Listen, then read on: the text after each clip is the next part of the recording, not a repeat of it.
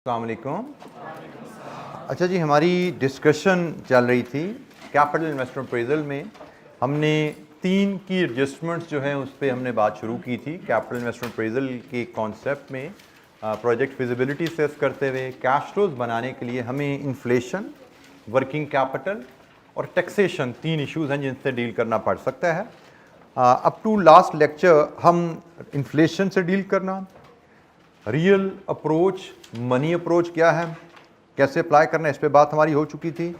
Working capital cash flows, हमें capital projects में, current asset में भी इन्वेस्टमेंट की ज़रूरत पड़ती है, तो वर्किंग कैपिटल कैश फ्लोज को कैसे हैंडल किया जाता है कैपिटल प्रोजेक्ट्स में, उस पर भी हमारी बात हुई। कोई सवाल लास्ट लेक्चर से? एक छोटी सी एक्टिविटी आपको इलस्ट्रेशन 33 दी गई थी, इलस्ट्रेशन 32 के पैटर्न पे ही थी। किसी स्टूडेंट को कोई दिक्कत? अच्छा जी, हमारा लास्ट जो एडजस्टमेंट है, जिसके बाद हम आप कह सकते हैं कि जो ट्रेडिशनल एक एग्जामिनर क्वेश्चन होता है इस एरिया से, वो करने की पोजीशन में आ जाएंगे इंशाअल्लाह। इस टॉपिक पे डिस्कशन स्टार्ट करेंगे टैक्सेशन से, और इसके एंड पे फिर हम कुछ पास पेपर क्वेश्चंस भी देखेंगे। तो द प्रिंसिपल बेसिक इज कि आप जब किसी प्रोजेक्ट की फिजिबिलिटी कर रहे हैं और उस प्रोजेक्ट में फ्यूचर में जब रिटर्न्स आएंगी तो उन रिटर्न्स पे यकीनन टैक्स भी लगेगा। बट ख्याल ये रखना होता है कि जो टैक्स कैलकुलेट किया जाता है वो टैक्सेबल प्रॉफिट्स पे कैलकुलेट किया जाता है। हमने जो टैक्स फ्यूचर में किसी प्रोजेक्ट पे हमने चार्ज करना होगा तो टैक्सेबल प्रॉफिट पे हम कैलकुलेट करते हैं, और हमारे लिए टैक्सेबल प्रॉफिट्स की कैलकुलेशन जो होगी that will be simply operating cash flows minus tax depreciation. ये सिंपल एक रिलेशनशिप है, सिंपल एक इक्वेशन है जो हमें याद रखनी है टैक्सेबल प्रॉफिट्स के लिए। ठीक हो गया? टैक्सेबल प्रॉफिट्स की कैलकुलेशन हमारी क्या रहेगी? ऑपरेटिंग कैश फ्लोज में हम बात कर चुके हैं, रेवेन्यू माइनस कैश कॉस्ट, वो डिस्कस कर चुके हैं हमने। इलस्ट्रेशन जो एक्सट्रॉन की इलस्ट्रेशन की थी उसमें रेवेन्यू माइनस कॉस्ट से हमने ऑपरेटिंग कैश फ्लोज बनाए थे। ऑपरेटिंग कैश फ्लोज में बनाने आते हैं, ऑपरेटिंग कैश फ्लोज को वर्किंग में ले जाके उसमें से हम टैक्स डेप्रिसिएशन लेस कर देंगे तो प्रॉफिट्स आ जाता है। प्रॉफिट्स पे टैक्स का रेट लगाओ तो टैक्सेशन कैलकुलेट की जा सकती है। तो पहली बात, टैक्सेस अगर एप्लीकेबल हैं तो टैक्सेस टैक्सेबल प्रॉफिट्स पे कैलकुलेट किए जाते हैं, point number 1। Point number 2, question में अक्सर कहा जाता है taxes are paid in arrears. Question कह सकता है, क्वेश्चन में suggest taxes are paid in arrears. Arrear का मतलब होता है कि पहले साल के प्रॉफिट पे जो टैक्स होगा उसकी पेमेंट ईयर 2 में शो करनी है, दूसरे साल के प्रॉफिट पे जो टैक्स कैलकुलेट करेंगे उसकी पेमेंट ईयर 3 में, एरियर्स में, मतलब 1 साल डिले से पेमेंट आनी है। तो ये जनाब छोटी सी 2 इसमें सिर्फ पॉइंट्स हमें रखने होते हैं। ये पॉइंट कम एग्जामिनर देता है but we have to stay alert कि दे सकता है। ठीक है जी, नॉर्मली मेन पॉइंट हमें यही ख्याल रखना है कि टैक्सेबल प्रॉफिट्स पे टैक्स कैलकुलेट किया जाएगा। छोटी सी एक एक्टिविटी है, देखते हैं, फिर मजीद हम इस पर डिस्कशन करेंगे। काफ़ी इलस्ट्रेशन हमारे पास करने को इस पर, और कंप्रीहेंसिव क्वेश्चन में भी ये पॉइंट बड़ी डिटेल में बार बार डिस्कस होगा।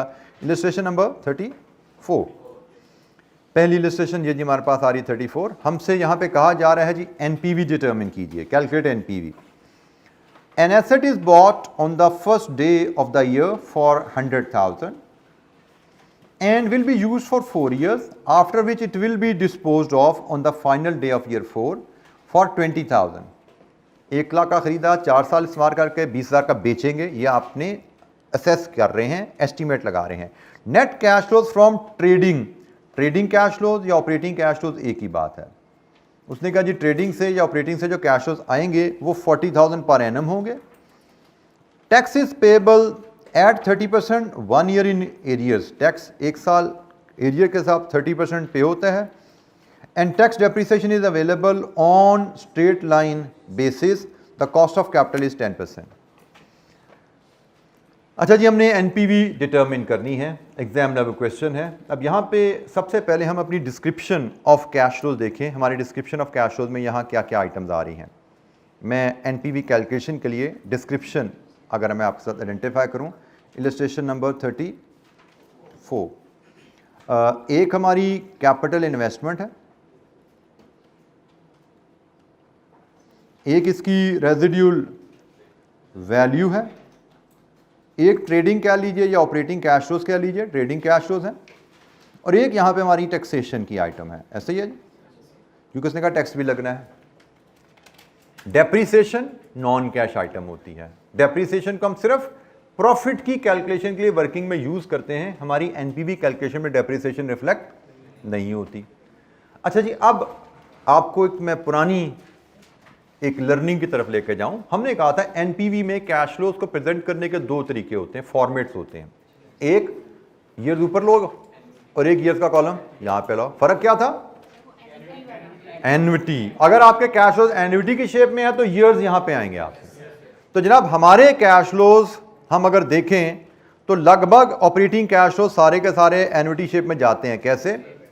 ये तो 40,000 पर एनम, हर साल 40,000 ही है। और जब डेप्रीसिएशन स्ट्रेट लाइन होती है तो इसका मतलब डेप्रीसिएशन हर साल सेम होगी। तो हर साल के कैश फ्लोज में से हर साल की डेप्रीसिएशन माइनस होगी तो हर साल का प्रॉफिट भी सेम हुआ, तो हर साल का टैक्स भी सेम आएगा। तो इसका मतलब हमारे ऑपरेटिंग कैश फ्लोज भी कांस्टेंट हैं, डेप्रीसिएशन भी कांस्टेंट होगी तो टैक्सेबल प्रॉफिट्स भी कांस्टेंट रहेंगे, टैक्स भी कांस्टेंट रहेगा। तो इसका मतलब टैक्स भी एन्युटी की शेप लेगा।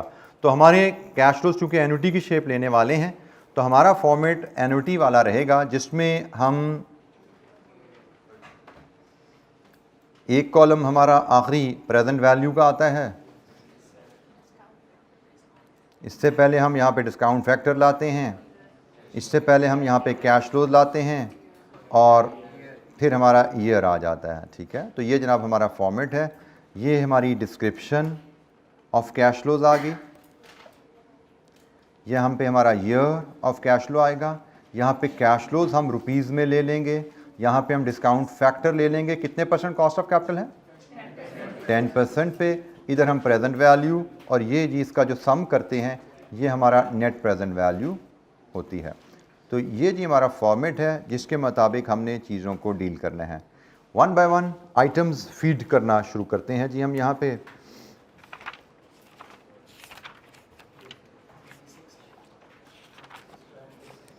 सबसे पहले इनिशियल इन्वेस्टमेंट, हमारी इनिशियल इन्वेस्टमेंट ज़ीरो में ली जाती है और ये 100,000 की outflow, investment is outflow. Residual value project life के एंड पे आएगी 4 में 20,000। ट्रेडिंग कैश फ्लोज हर साल सेम, 1 से लेके 4 साल तक, मतलब 4 साल लाइफ है तो हर साल 40,000। और टैक्सेशन, इसके लिए हम छोटी सी वर्किंग बनाते हैं। फिलहाल चूंकि हम लर्निंग फेज में हैं तो हम इसको वर्किंग से हैंडल करते हैं। हम कहेंगे जी टैक्सेशन सालाना हमें कितनी पे करनी है, तो उसके लिए हम देखेंगे हमारा annual trading cash flows, trading कह लीजिए ऑपरेटिंग कह लीजिए एक ही बात है। हमारा एनुअल ट्रेडिंग कैश फ्लोज क्या है, इसमें से हम अपनी एनुअल डेप्रीसिएशन चूंकि कांस्टेंट रहने वाली है इसलिए हर साल का अलग-अलग हमें कैलकुलेट नहीं करना। एनुअल डेप्रीसिएशन हम लेस करेंगे। हमें कहा गया स्ट्रेट लाइन बेसिस से चार्ज कीजिए डेप्रीसिएशन, तो स्ट्रेट लाइन बेसिस से जो डेप्रीसिएशन चार्ज की जाती है उसका फार्मूला होता है initial investment minus residual value divide with life. कितनी बनती है सालाना डेप्रीसिएशन? 20,000। इसका मतलब हमारा सालाना taxable profit, annual taxable profit हमारा जो बनता है इट इज़ 20,000। और टैक्स का रेट क्या है? 30%। तो इसके मुताबिक हमारा annual tax at the rate of 30% जो बनेगा वो 6,000 है। हर साल जितने साल कारोबार करने हैं 6,000 के हिसाब से टैक्स पे करने हैं और ये टैक्स पे होने हैं 1 ईयर इन एरियर्स। हमने कारोबार करने हैं 1 से लेके 4 तक, टैक्स पे होगा 2 से लेके 5 तक। ठीक हो गया। तो जनाब टैक्स हमने पे करने हैं 2 से लेके 5 तक, पे करने हैं, आउटफ्लो है 6,000 का। लीजिए जी ये हमारे प्रोजेक्ट कैश फ्लोज टाइमिंग के साथ आगे हैं, डिस्काउंट रेट हमारे पास है। अब हम इसकी पीवी और एनपीवी कैलकुलेट कर सकते हैं। कैलकुलेट कीजिए जी एनपीवी। डीलिंग विद टैक्सेशन पे हमारा फोकस है इस सवाल में। डिस्काउंटिंग एक्टिविटी तो साथ साथ रिवीजन हमारी चलती जा रही है। कैलकुलेट करके फटाफट बताइए क्या आपकी एनपीवी आ रही है। यहाँ से केयरफुली काम कीजिएगा। Single cash flow, single cash flow, normal annuity, delayed annuity. NPV बताइए यहां से क्या आती है। Using present value table, single cash flow का टेबल यूज करें, एन्युटी का टेबल यूज करें, दोनों टेबल यहां पे इस्तेमाल होने हैं आपके।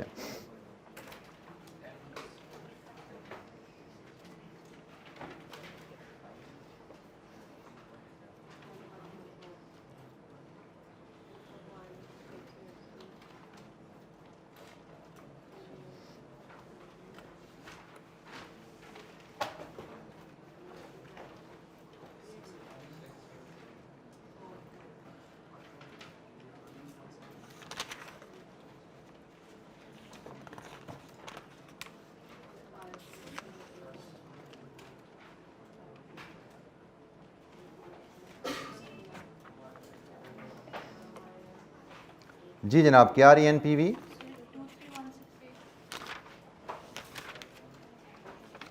23168 एनपीवी 23168 एग्रीड जी?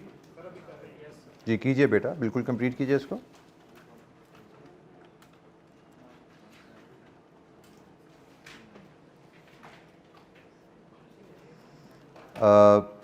रेजिडुअल वैल्यू का डिस्काउंट फैक्टर क्या है? 683। और ये ऑपरेटिंग कैश फ्लोज का फैक्टर 3.170 और 2 से 5 डिलेड एन्युटी का फैक्टर जी 3.791.909 23168 पॉजिटिव जी। Any question? अच्छा जी, बेसिक एक हमने इलस्ट्रेशन देखी, अब हम एक स्टेप और आगे चलते हैं और हम इलस्ट्रेशन नंबर, हमारे प्लान में कौन कौन सी इलस्ट्रेशन है जी, ज़रा मार्क एक कर लें। 36, 37, 35 सॉरी 35, ये गलती गिनती क्या उल्टी सीधी हुई है भाई। हमारे प्लान में जो इलस्ट्रेशन है 35 है, 36 है, 37 है। 35, 36 एंड 37 जनाब, ये तीन इलस्ट्रेशन हमें मज़ीद करनी है। इसके बाद हम एग्ज़ाम लेवल क्वेश्चन पे जाएंगे।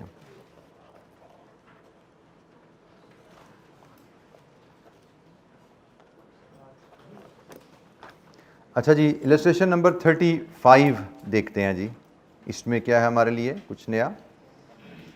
An asset is bought for 500,000 at the start of an accounting period. It is sold at the end of the third accounting period for 100,000. Tax depreciation is available at 25% reducing balance basis and corporation tax is 30% 1 year in arrears. अब यहाँ पे reducing balance depreciation हमारे पास आ गई है जी, और requirement क्या है, what is the tax depreciation allowed and when do they arise. हमसे सिर्फ tax depreciation शेड्यूल मांगा गया है, हमसे सिर्फ टैक्स डेप्रिसिएशन का शेड्यूल मांगा गया है रिड्यूसिंग बैलेंस मेथड के हिसाब से। तो जनाब, reducing balance depreciation normally exam में हमें रिड्यूसिंग बैलेंस डेप्रिसिएशन ही टेस्ट की जाती है।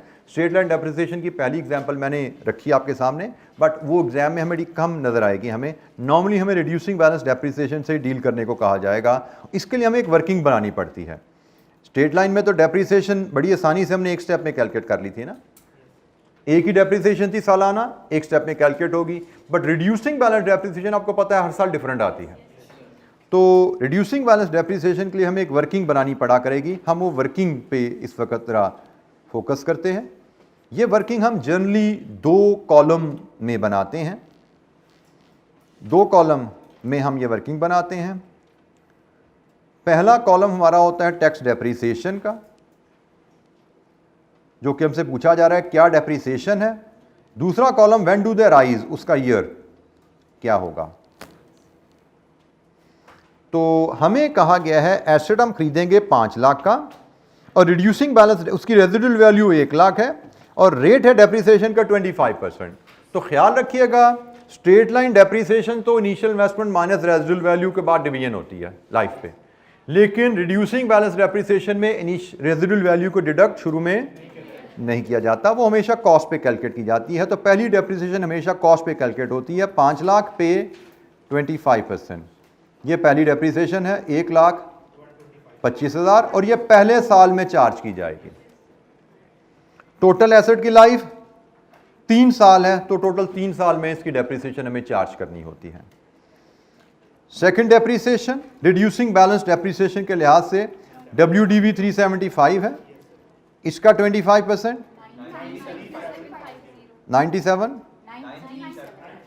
93750 आ गया। अब यहां पे आपकी एक तवज्जो चाहिए, 3 साल बाद हमने एसेट बेच देना है। 3 साल बाद एसेट हमने बेच देना है, तो हम यहां पे तीसरे साल की डेप्रिसिएशन जो कैलकुलेट करने का तरीका है, हम तीसरे साल की डेप्रिसिएशन से पहले टोटल अलाउड डेप्रिसिएशन यहां पे कैलकुलेट करके लाते हैं। टोटल अलाउड डेप्रिसिएशन, जिसको आप डेप्रिशिएबल अमाउंट भी कहते हो, डेप्रिशिएबल अमाउंट की टर्म पड़ी हुई है ना। तो डेप्रिशिएबल अमाउंट क्या होती है जी? Cost minus residual value. तो आपकी डेप्रिशिएबल अमाउंट है जी 4 लाख। डेप्रिशिएबल अमाउंट से मुराद आपने एसेट की पूरी लाइफ में 4 लाख की डेप्रिसिएशन चार्ज क्लेम करनी है, ऐसा ही है जी। पूरी लाइफ में आपने एसेट की 4 लाख की डेप्रिसिएशन क्लेम करनी है। 1 और 2 की डेप्रिसिएशन तो आप रिड्यूसिंग बैलेंस से कैलकुलेट कर लेते हो। आखिरी साल की डेप्रिसिएशन हमेशा आप बैलेंसिंग लिया करोगे कि भाई डेप्रिशिएबल अमाउंट हमारी 4 लाख है, तो पहले 2 साल में तो हमारी रिड्यूसिंग बैलेंस से आ गई, आखिरी साल में हम हमेशा बैलेंसिंग लेंगे। कितनी बनती है जी? 181,250। ये है जी रिड्यूसिंग बैलेंस डेप्रिसिएशन कैलकुलेट करने का तरीका। हमें जब भी रिड्यूसिंग बैलेंस मेथड से सालाना डेप्रिसिएशन निकालनी पड़ेगी, हर साल की डेप्रिसिएशन की फिगर फर्क हुआ करेगी, लेकिन आखिरी साल की डेप्रिसिएशन हमेशा बैलेंसिंग लेती है।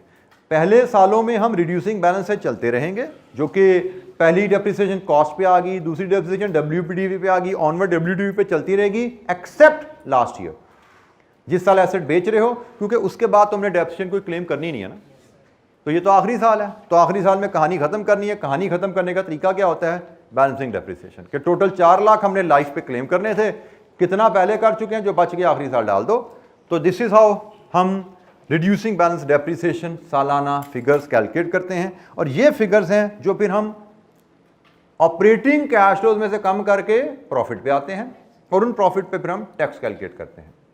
तो रिड्यूसिंग बैलेंस डेप्रिसिएशन कैसे शो की जाती है?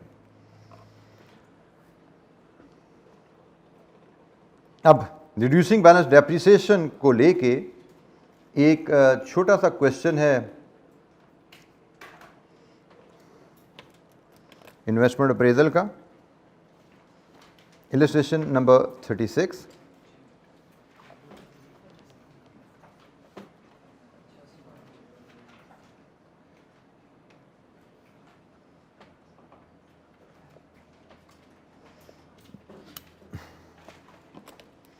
इलस्ट्रेशन नंबर 36 देखते हैं जी हम।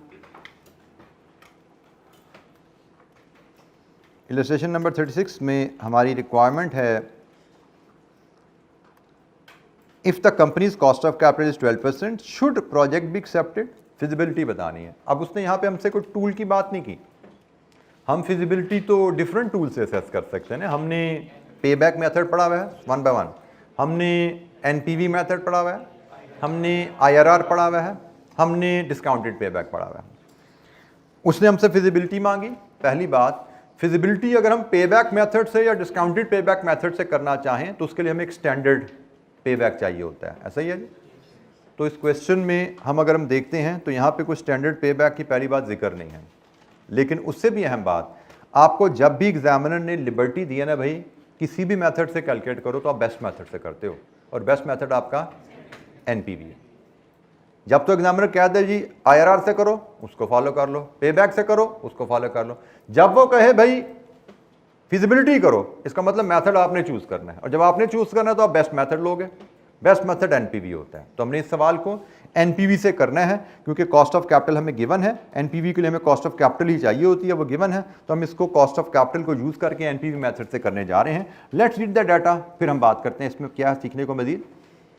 Scarlet Shield Limited produces accounts to 31st March annually, year end 31st March. A project is under consideration as follows. Investment 9 lakh की है 1 अप्रैल 20X1 को। इनफ्लोज साल बाद 4,50,000, 2 साल बाद 6 लाख के हैं। Equipment has a scrap value 150,000 at the end of 2 year. 2 साल ही लाइफ है, जिसकी 2 साल कमाओगे 2 साल बाद एसेट बेच दोगे। The company pays corporation tax at the rate of 30% at the end of the year following that for which tax is charged, मतलब arrears। जिस साल का टैक्स है उसके अगले साल में टैक्स पे होता है, मतलब arrear. The investment will qualify for tax depreciation at 25% per annum on reducing balance basis। अच्छा जी, सालाना कैश फ्लोज भी बदल रहे हैं, डेप्रिसिएशन भी बदलेगी, तो ये एन्युटी फॉर्मेट तो नहीं है, ठीक है, ये एन्युटी फॉर्मेट नहीं है। हमें NPV कैलकुलेट करनी है, तो NPV के लिए जो हम यहाँ फॉर्मेट चूज करेंगे, प्रोजेक्ट लाइफ कितनी है? 2 साल।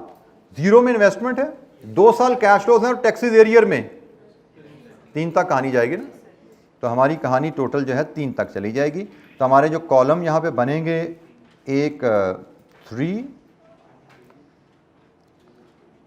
2, 1 एंड 0, 0, 1, 2, 3। हमारी जो डिस्क्रिप्शन में आइटम आएगी, एक आइटम हम कैपिटल इन्वेस्टमेंट के लिए लेते हैं, एक रेजिडुअल वैल्यू भी है, लेकिन हमने कहा था रेजिडुअल वैल्यू हम इसी के एंड पे लिख दिया करेंगे। एन्युटी कैश फ्लोज में तो हमें उसको अलहदा दिखाना पड़ेगा, क्योंकि उसके ईयर यहाँ पे आने, इधर ईयर आना, इधर आना है, हमें अलहदा लिखना पड़ेगा। लेकिन यहाँ पे ईयर हमारे ऊपर है, तो हम इसी रो में अलहदा लाइन आइटम के बगैर ही रेजिडुअल वैल्यू को दिखा सकते हैं। देन हमारे पास नेट कैश इनफ्लोज हैं, ये हम इसको नेट ऑपरेटिंग का वर्ड उसने यूज़ नहीं किया, बट दिस इज अंडरस्टूड, ये ऑपरेटिंग कैश फ्लोज हैं। देन टैक्सेस का जिक्र है, तो टैक्सेशन भी हमें कैलकुलेट करनी पड़ेगी एट द रेट ऑफ 30%। यहाँ से हमारे पास आएंगे नेट कैश फ्लोज, फिर हम discount factor, cost of capital हमें गिवन है कितने %? 12%। तो फिर प्रेजेंट वैल्यू और फिर नेट प्रेजेंट वैल्यू हम यहाँ पे लेंगे। ये जी हमारा सवाल यहाँ से कंप्लीट होगा। इस तरह वैल्यूज फीड करने शुरू करें तो रुपीस में ये टेबल हम बनाएंगे। इनिशियल इन्वेस्टमेंट 0 में आएगी 900,000 की, इसी के अगेंस्ट रेजिडुअल वैल्यू 2 साल बाद आएगी 150,000 का इनफ्लो। 2 साल लाइफ है, तो कैपिटल इन्वेस्टमेंट का आउटफ्लो, कैपिटल इन्वेस्टमेंट से इनफ्लो 2 साल बाद। नेट ऑपरेटिंग कैश इनफ्लोज साल बाद 4,50,000, 2 साल बाद 6 lakh. Taxation we will always do working for this. अच्छा, यहाँ पर मैं एक चीज़ बता दूँ, टैक्सेशन की कैलकुलेशन जब आती है और जब ऑपरेटिंग कैश फ्लोज भी आते हैं, इसको प्रेजेंट करने के डिफरेंट तरीके होंगे। आपको एग्जामिनर सोल्यूशन जब आप देखा करेंगे, वहाँ पे डिफरेंट प्रेजेंटेशन आपको मिलेंगी, बट आई रिपीट, आपको डिफरेंट प्रेजेंटेशन सीखने की ज़रूरत नहीं है। मैं आपको एक ही पैटर्न पे सवाल हल करना सिखाऊंगा और मैक्सिमम क्वेश्चन हमारे without any alteration in the pattern होते जाएंगे। तो हमने उसी पैटर्न पे अपनी कमांड रखनी है, उससे हमारी एफिशिएंसी भी आएगी, एरर रेट भी आएगी। एग्जामिनर फॉर्मेट्स क्या हैं उसको हमने सीखने की कोशिश नहीं करनी, क्योंकि इन चीज़ों को डील करने के, प्रेजेंट करने के डिफरेंट मेथड्स हैं। 2-3 तरीकों से इनको डील किया जा सकता है to get the same answer. तो एज लॉन्ग एज आंसर हमारा आ रहा है सेम, हमें कोई वरी की बात नहीं है कि उसने क्या किया। हाँ, हमारा आंसर सेम नहीं आया, इसका मतलब हमसे कोई गलती होगी है। वी नीड टू रीविजिट कि हमसे क्या गलती हुई है, हम देख लेंगे अपनी कहानी को। तो आंसर एग्जामिनर के फॉर्मेट को, उसके आंसर्स को ऑडिट करने की कोशिश ना किया कीजिए, ठीक है, उसमें आपकी लर्निंग डिस्टॉर्ट होती है। अच्छा जी, हम वर्किंग 1 पे जाएंगे। वर्किंग 1 में हमने टैक्स कैलकुलेट करना है, और टैक्स कैलकुलेट किया जाता है प्रॉफिट्स पे, और प्रॉफिट कहाँ से आते हैं? Operating cash flows minus tax depreciation. तो जनाब हम वर्किंग 1 बनाएंगे। वर्किंग 1 में हमें net operating cash flows given है, इसमें से हम लेस करेंगे टैक्स डेप्रिसिएशन, हमें मिलेगा टैक्सेबल प्रॉफिट, और टैक्सेबल प्रॉफिट पे हम टैक्स कैलकुलेट कर लेंगे एट द रेट ऑफ 30%। और हमारे बिजनेस चलने हैं 2 साल, तो हमें 2 सालों के लिए ये वर्किंग करनी है जी, ठीक है जी। 2 साल हमारा बिजनेस चलने हैं, तो हमारे लिए 2 कॉलम हमें चाहिए जिनमें हम काम करेंगे, क्योंकि हर साल का कैश फ्लो, हर साल की डेप्रिसिएशन फ़र्क है, हर साल का टैक्स फ़र्क आने वाला है। तो नेट ऑपरेटिंग कैश फ्लो तो रेडीली अवेलेबल है, रुपीज़ में 450,000 and 600,000। Tax depreciation reducing balance depreciation है, इसको हम वर्किंग 1.1 उसी फॉर्मेट पे जब हमने टेबल सीखा था वहाँ से लेके आएंगे। वर्किंग 1.1 हमने सीखी है जी, 2 कॉलम में बनती है। एक कॉलम टैक्स डेप्रिसिएशन और दूसरा कॉलम ईयर ऑफ डेप्रिसिएशन। पहली डेप्रिसिएशन इनिशियल इन्वेस्टमेंट का 25%, 9 लाख इनिशियल इन्वेस्टमेंट है, उसका 25% पे डेप्रिसिएशन अवेलेबल है। कितनी बनती है जी? 2,25,000। ये ईयर 1 में आ गई। और ईयर 2 में तो एसेट बेच रहे हैं, इसका मतलब इससे आगे तो हमने जाना ही नहीं है। इसका मतलब ईयर 2 में तो हमने लेनी है बैलेंसिंग डेप्रिसिएशन, क्योंकि आखिरी साल है, इससे आगे डेप्रिसिएशन आनी नहीं है, तो यहां पे तो बैलेंसिंग डेप्रिसिएशन आएगी।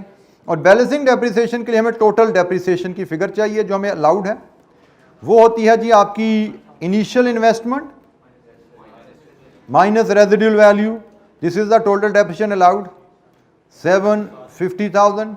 सो बैलेंसिंग डेप्रिसिएशन 525,000। लीजिए जी, 2 सालों में हमने टोटल 750 की डेप्रिसिएशन चार्ज करनी थी। पहले साल में तो रिड्यूसिंग बैलेंस है 225 कर ली, दूसरे साल चूंकि आखिरी साल है बैलेंसिंग डेप्रिसिएशन ली जाती है। आखिरी साल हमेशा बैलेंसिंग डेप्रिसिएशन आएगी। बैलेंसिंग डेप्रिसिएशन निकालने का तरीका क्या है? टोटल डेप्रिसिएशन जो अलाउड है एसेट पे, उसमें से प्रीवियसली क्लेम डेप्रिसिएशन को माइनस कर दीजिए, आखिरी साल की डेप्रिसिएशन आपको मिलेगी 525,000। लीजिए जी, 2 डेप्रिसिएशन हमारे पास आ गई, एक 225,000 और एक 525,000। As a result we have taxable profit की फिगर। पहले साल 225,000, दूसरे साल 75,000। टैक्स 30% के हिसाब से 67,500, 22,500। लीजिए जी, ये हमारे पास टैक्सेस आ गए। पहले साल के प्रॉफिट पे टैक्स, दूसरे साल के प्रॉफिट पे टैक्स। हमने डेप्रिसिएशन की मदद से प्रॉफिट्स की कैलकुलेशन वर्किंग में लाके करनी है। हमने प्रॉफिट्स को सिर्फ कैलकुलेट किया टैक्सेस के लिए, अदरवाइज प्रॉफिट्स हमारी एनपीवी कैलकुलेशन के लिए रेलेवेंट नहीं होते। एनपीवी कैलकुलेशन के लिए कैश फ्लोज रेलेवेंट होते हैं, प्रॉफिट में तो नॉन कैश आइटम भी हैं। एनपीवी कैलकुलेशन तो डिस्काउंटेड कैश फ्लो टेक्निक है, उसमें तो कैश फ्लोज को डिस्काउंट करना है, प्रॉफिट कैश फ्लो नहीं होता। प्रॉफिट की कैलकुलेशन में तो non cash depreciation item deduct हुई भी है। तो एनीवेज टैक्सेस हमारे पास हैं which will be paid in arrears. तो पहले साल के प्रॉफिट पे टैक्स 67,500 ईयर 2 में, और दूसरे साल के प्रॉफिट पे टैक्स 22,500 ईयर 3 में। लीजिए जी, यहाँ से हम नेट कैश फ्लो लेंगे, 12% पे डिस्काउंट करेंगे, present value and net present value. Complete कीजिए क्वेश्चन को और मुझसे एनपीवी शेयर कीजिए, क्या आती है यहाँ पे। Complete the question for NPV.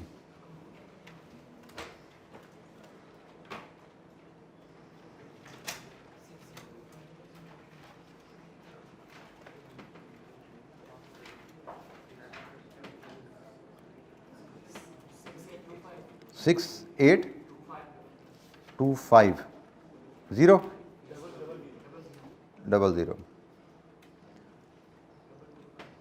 22,500 नेगेटिव। जी एनपीवी बताइए फाइनल 12% के डिस्काउंट फैक्टर लाएंगे आप। हर सिंगल कैश फ्लो है, सिंगल कैश फ्लो वाला टेबल प्रेजेंट वैल्यू टेबल पे जाएंगे, 12% के फैक्टर लाएंगे, present value and then net present value. Illustration 36 share कीजिए, क्या आती है एनपीवी।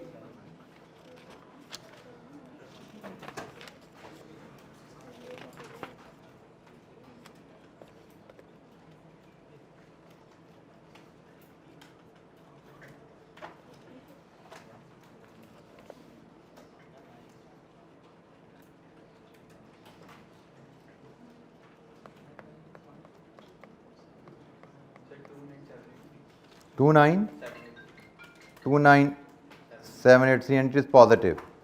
हमसे कहा गया था कि should the project be accepted, तो हमें डिसीजन भी देना है। तो क्या डिसीजन है हमारा, क्या डिसीजन है जी हमारा, प्रोजेक्ट करना है कि नहीं करना। As NPV is positive, project should be accepted, project should be accepted. ये आखिरी एक जुमला लिखने का यकीनन 1 नंबर है। अब आपने यहाँ पे फिर सुन लीजिए स्टेप वाइज मार्किंग। आपकी किसी गलती की वजह से एनपीवी आपकी गलत आ गई है, नेगेटिव आ गई है, नेगेटिव एनपीवी के साथ आपने लिख दिया जी प्रोजेक्ट रिजेक्ट होना चाहिए, ये 1 नंबर मिल जाएगा आपको डिसीजन का, क्योंकि आपको डिसीजन रूल तो पता है ना आपको। क्योंकि एग्जामिनर यहाँ पे डिसीजन रूल जानना चाहता है कि पॉजिटिव पे एक्सेप्ट और नेगेटिव पे रिजेक्ट लिख रहे हो, नंबर मिलेगा आपको। एनपीवी गलत है कोई बात नहीं, लेकिन गलत एनपीवी के लिहाज से डिसीजन ठीक है आपका, तो आपको डिसीजन का नंबर मिलेंगे। इसलिए कहा जाता है कि ऊपर कोई चीज़ अगर नहीं आती है उसका मतलब ये नहीं कि सवाल छोड़ दो, सवाल को कंप्लीट करो ताकि मैक्सिमम स्टेप्स आप परफॉर्म कर सको। और सबसे आसान नंबर तो ये वाले हैं। आपको कुछ भी नहीं आता तो ये 1 नंबर तो यहां से ले सकते हो ना। कुछ भी नहीं किया आपने तो 1 नंबर है। अदरवाइज यहां पे वैल्यू लिखी 1 नंबर मिला, आधा नंबर मिला, यहां पे वैल्यू लिखी आधा नंबर मिला, ये वैल्यूज लिखी आधा आधा नंबर मिला, ये कैलकुलेट किया मे बी 3 नंबर मिले। ठीक हो गया। डिस्काउंट फैक्टर 12% के यहां पे लिखे, सिर्फ कॉपी पेस्ट है 12% का, 1 नंबर मिल जाएगा आपको। ऊपर कुछ नहीं किया हुआ, ये 1 नंबर ले सकते हो, ये 1 नंबर ले सकते हो, 2 नंबर ले सकते हो 6, 7, 8 नंबर के सवाल में, अगर आप कुछ भी नहीं करते तो नंबर लेने एग्जाम में इतने आसान होते हैं। सिर्फ टारगेट क्या होना चाहिए, क्वेश्चन एंड पे छोड़ना है मैंने लाके। बीच में जो चीजें आती हैं करेंगे, जो चीजें नहीं आती उनकी फिगर हम अज्यूम कर लेंगे। कंप्लीट यहां तक करना है, only then we can ensure कि हम मैक्सिमम स्कोर कर रहे हैं। हर क्वेश्चन में मैक्सिमम स्कोर तभी होता है जब क्वेश्चन को कंप्लीट करने की आदत डालें, और यही आदत आपको डेवलप करनी है। घर पे जब भी आप प्रैक्टिस कीजिए, आप सॉल्यूशन को देख के करेक्ट सॉल्यूशन करने की कोशिश ना कीजिए, that will not help you in the exam.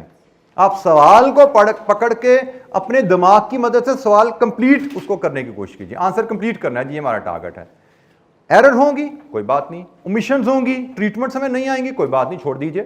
Complete करना सीखिए। कंप्लीट करने के बाद फिर आंसर से सीखिए, मैंने क्या क्या स्टेप्स छोड़े हैं, मुझे क्या क्या करना चाहिए था, उनसे सीखिए, फिर कंप्लीट कीजिए। नेक्स्ट क्वेश्चन में सिमिलर क्वेश्चन करेंगे, आपकी गलतियां भी कम होंगी, ओमिशन भी कम होंगे, आपका परसेंटेज स्कोर बढ़ता जाएगा। This is how you should improve your performance in numerical subjects. Solutions को देख देख के आंसर कॉपी पेस्ट करके खुश नहीं होना, वो आपको एग्जाम के लिए तैयार नहीं कर रहा बेटा, ये ध्यान में रखिएगा। जी एनी क्वेश्चन, कोई सवाल?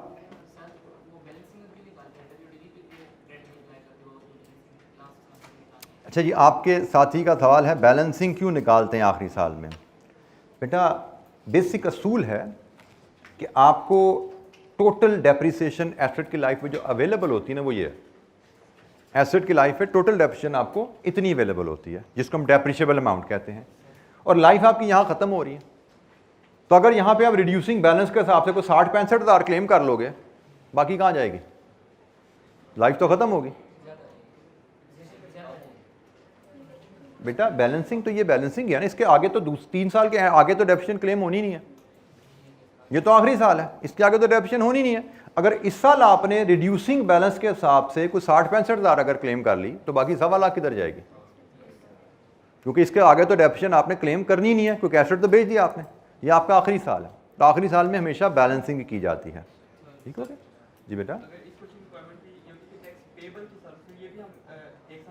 नहीं, इसका ताल्लुक टैक्स पेबल से नहीं है।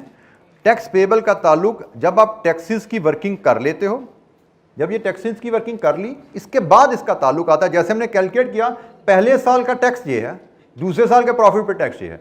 अब टैक्सेस सेम ईयर होते तो ये 1 और 2 में आ जाता, लेकिन टैक्सेस चूंकि एरियर में है तो पहले साल का टैक्स दूसरे साल पे हो गया, दूसरे साल का टैक्स तीसरे साल। सिर्फ यहां पे आगे एरियर या सेम ईयर की इंप्लीकेशन आती है।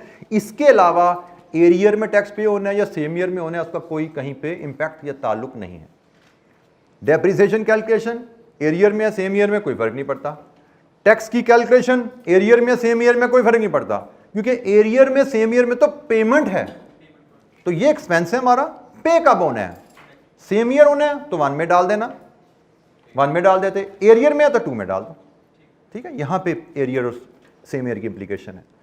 जी जनाब, एनी क्वेश्चन, कोई और सवाल? अच्छा, ये एक इलस्ट्रेशन 37 भी देखेंगे, इसमें शायद कुछ हमें एडिशनल डिस्कस करने को मिले इसी टैक्सेशन और डेप्रिसिएशन की कैलकुलेशन के रेफरेंस से। And probably this will be all हमारी लर्निंग। उसके बाद एग्जाम लेवल क्वेश्चंस हैं और छोटी मोटी और भी कॉन्सेप्ट हैं, उनको भी देखेंगे, लेकिन मेन एग्जाम लेवल जो कॉन्सेप्ट है वो इस इलस्ट्रेशन पे हमारा कंप्लीट हो रहा है। Flickers limited is considering whether or not to purchase an item of machinery costing 400,000 in 20X5. It would have a life of 4 years, after which it could be sold for 200,000. The machinery would create annual saving of 140,000. The machinery would attract tax depreciation of 25% on reducing balance basis. The rate of corporation tax is 30%. Tax is payable 1 year in arrears. The cost of capital is 8%.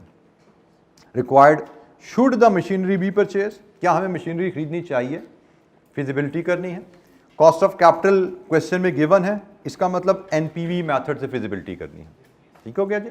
Method उसने बताया नहीं, but हम best method लेते हैं, वो NPV है, तो NPV के मेथड से फिजिबिलिटी करनी है।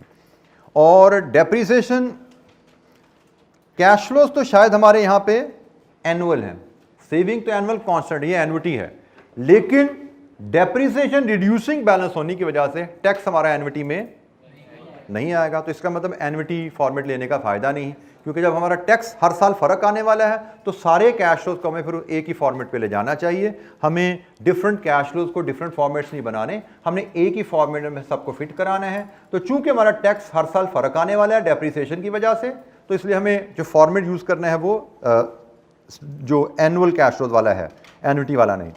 तो लाइफ कितनी है जी प्रोजेक्ट की? 4 इयर्स लाइफ है, और टैक्सेस हमारे हैं एरियर्स में।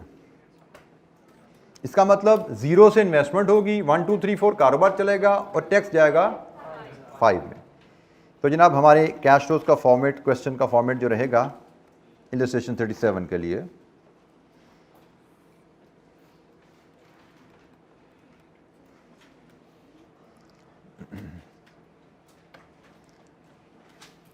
Five 4 3 2 1 and 0।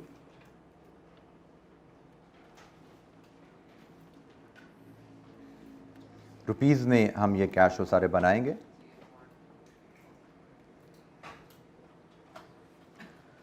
सबसे पहले कैपिटल इन्वेस्टमेंट के कैश फ्लो ले लेते हैं। कैपिटल इन्वेस्टमेंट के हमारे पास कैश फ्लोज हैं जी, क्या क्या? 4 लाख की इन्वेस्टमेंट है, और 4 साल बाद इसकी 2 लाख की रेजिडुअल वैल्यू है। 4 साल लाइफ, 2 साल बाद रेजिडुअल वैल्यू, 4 साल बाद 2 लाख की residual value. Then we have net operating cash flows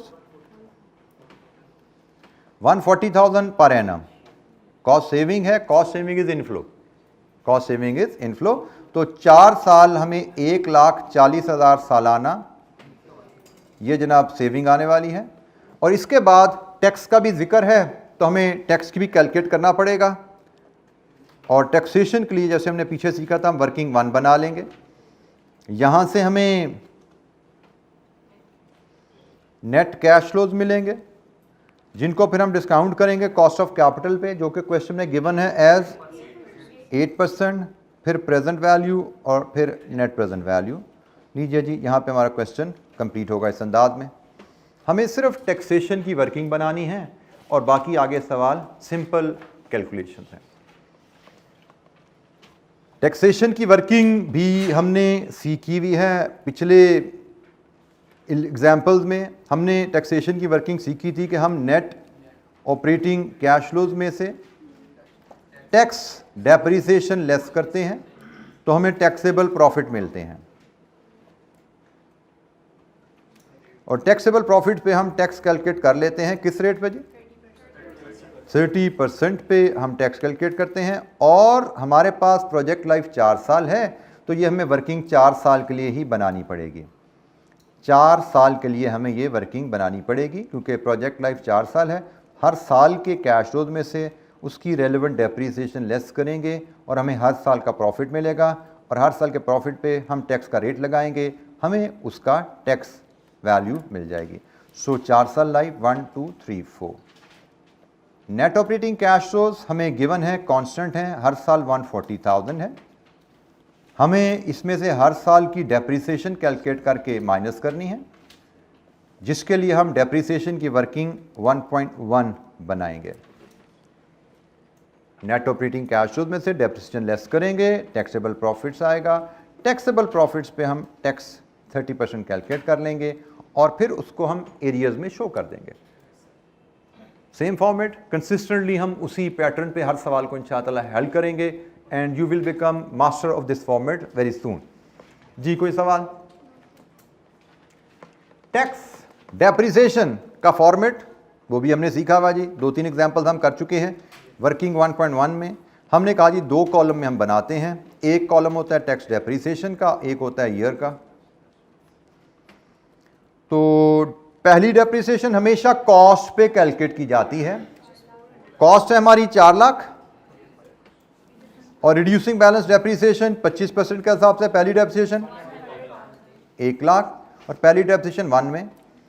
मैं थोड़ा सा पैरामीटर मार्क करूं तो हमने टोटल कितनी लाइफ है 4 पे हमने इसको क्लोज करना है और यहां पे हमने बैलेंसिंग कहानी लानी है। ऐसा ही है जी, ये पैरामीटर्स हैं। मैं जनरली एज अ हैबिट यहाँ पे पहले बैलेंसिंग मार्क कर देता हूँ, क्योंकि ऐसा ना हो कि हम रिड्यूसिंग करते करते यहाँ पे भी रिड्यूसिंग निकाल दें और बाद में पता लगे गलती होगी, ओवर राइटिंग कटिंग हो।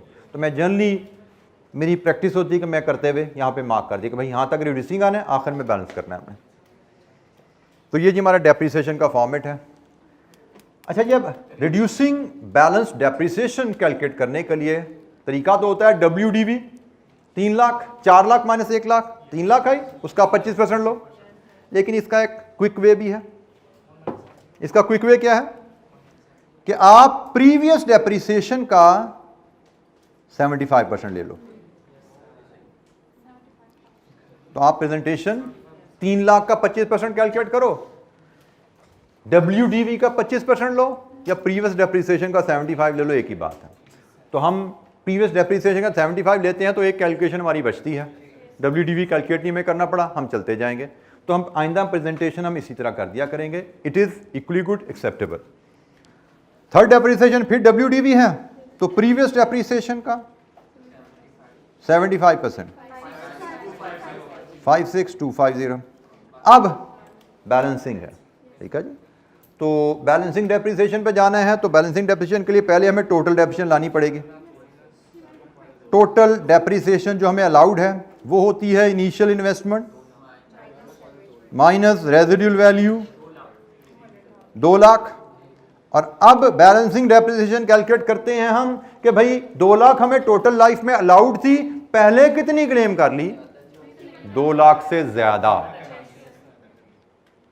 हमें 2 लाख पूरी लाइफ में अलाउड थी डेप्रिसिएशन क्लेम करना, हम तो ऑलरेडी 2 लाख से ज्यादा क्लेम कर चुके हैं। तो अब यहां पे डेप्रिसिएशन एक्सपेंस नहीं आता, इसको बैलेंसिंग डेप्रिसिएशन नहीं कहा जाता, इसको टेक्निकली बैलेंसिंग चार्ज कहा जाता है। ये नेगेटिव वैल्यू निकलेगी, कितनी है 31250। जो बैलेंसिंग डेप्रिसिएशन होती है वो आपका एक्सपेंस होता है और बैलेंसिंग चार्ज जो होता है ये आपकी इनकम होती है।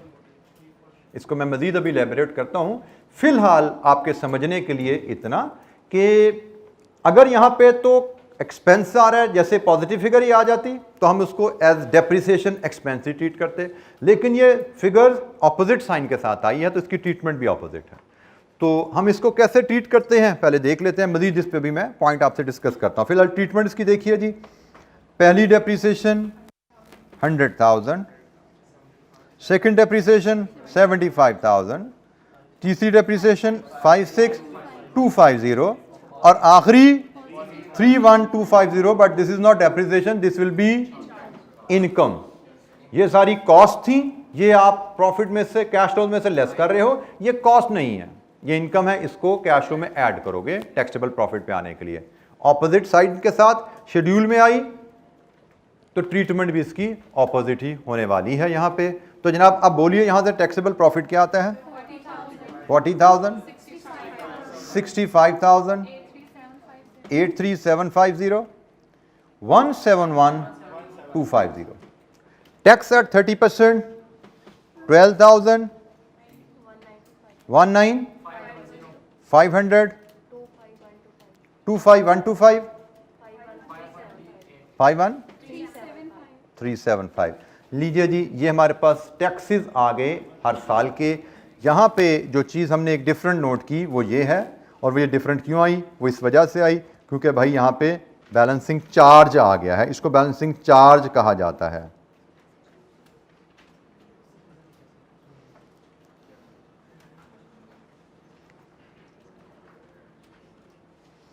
जी एनी क्वेश्चन?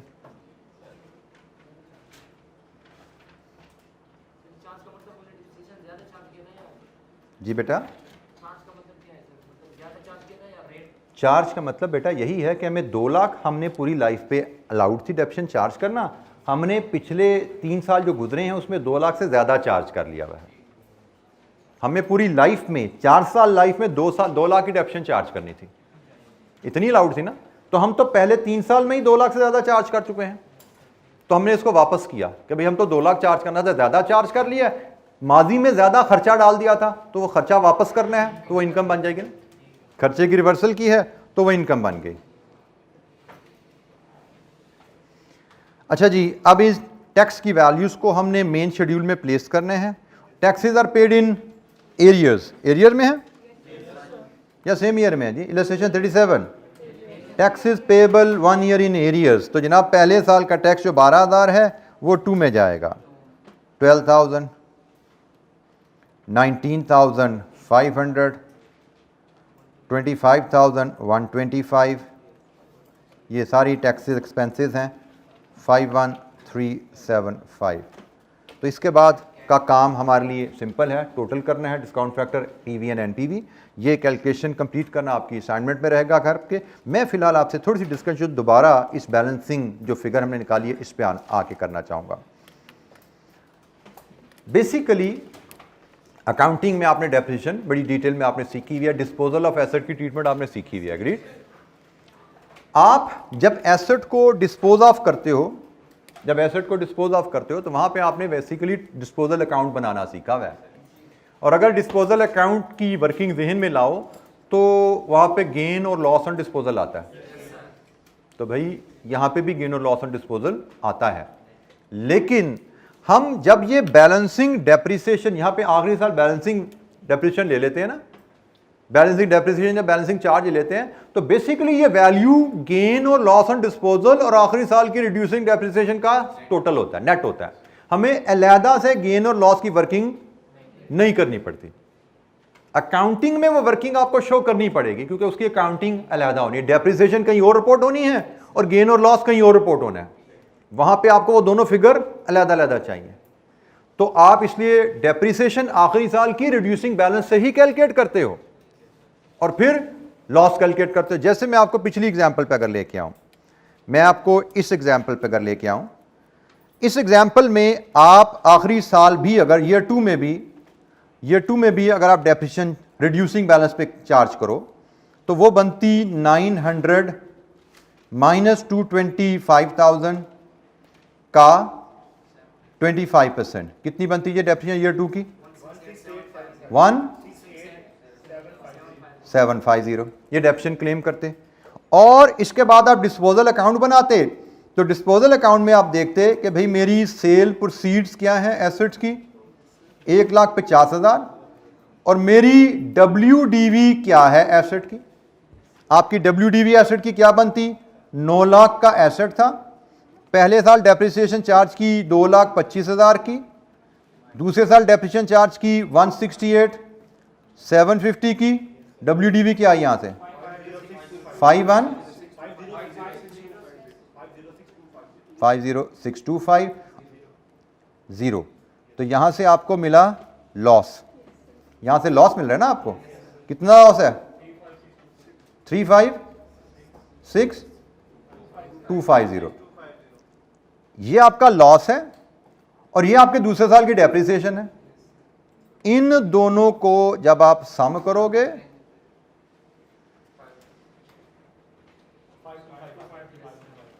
तो ये बैलेंसिंग डेप्रिसिएशन जो हम लेते हैं ना, उससे हम इस वर्किंग से बचते हैं।